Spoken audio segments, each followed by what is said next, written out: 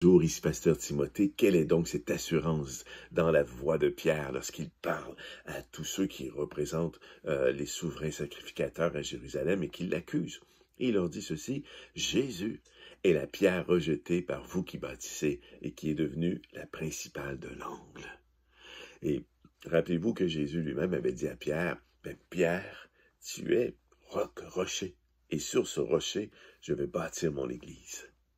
Et voici Pierre, rempli du Saint-Esprit, plein d'assurance. Mais quelle est donc cette pierre qui est l'angle, qui est la principale de l'angle? Et qu'est-ce que cela signifie?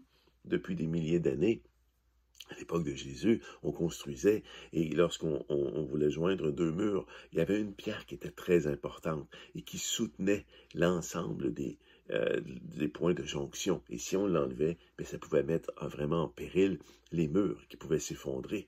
Comme aujourd'hui, lorsqu'on fait des rénovations dans nos maisons, si on enlève les murs de fondation, ça peut mettre en péril l'équilibre de la maison et elle peut s'effondrer. Alors c'est de cette pierre-là que l'on parle.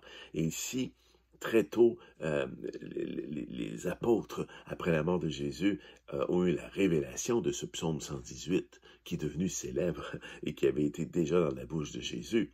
On voit ça dans Matthieu 21. Jésus leur dit: « N'avez-vous jamais lu dans les Écritures? » Mais il est sarcastique parce qu'il l'avait lu. La pierre qu'ont rejetée ceux qui bâtissaient est devenue la principale de l'angle. C'est du Seigneur que cela est venu, et c'est un prodige à nos yeux. En d'autres mots, Jésus leur dit: le Sauveur que vous attendez, c'est moi. Et c'est moi la pierre par laquelle le point de jonction du royaume peut se construire sans s'effondrer. Et c'est ce que reprenait Pierre devant les souverains sacrificateurs. On voit aussi dans Éphésiens chapitre 2, « Ainsi donc, vous n'êtes plus des étrangers, ni des résidents temporaires. Vous êtes au contraire concitoyens des saints, membres de la famille de Dieu. Vous avez été édifiés sur les fondements des apôtres et prophètes. Jésus-Christ lui-même étant la pierre angulaire, c'est en lui que tout l'édifice bien coordonné s'élève pour être un temple saint dans le Seigneur. » Ici encore, Paul reprend l'image de la pierre angulaire et il rappelle que c'est Jésus. En d'autres mots, ce n'est ni toi ni moi. Jésus est venu bâtir quelque chose. Il est venu mourir sur la croix. Il a ressuscité. Il a vaincu la mort. Et par la suite, il a fondé son Église qui, par l'Esprit Saint, est désormais sur terre et qui peut nous aider à se fortifier. Il faut se rappeler que ce qui est important, c'est la pierre angulaire. Et ce ne sont pas nos vies à nous. Dans tout un édifice, on voit beaucoup de pierres, mais il faut savoir que la plus importante, c'est la pierre angulaire. Et donc, c'est Jésus lui-même. C'est sur Jésus que se bâtit l'Église. C'est lui qui fait le point de jonction entre nos vies et celle du Père.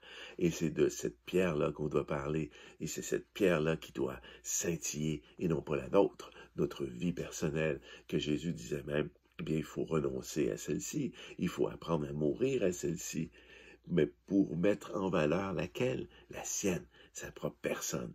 Et ce n'est pas seulement un message pour dire parlez plus de Jésus, mais à cesser de parler de vous, cesser de parler de vos projets, parler du royaume, parler de ce qui se passe dans le royaume, parler de l'amour du royaume, de la miséricorde du royaume, de la compassion du royaume. Et ainsi, vous ferez scintiller Jésus qui est la pierre angulaire. Bonne réflexion.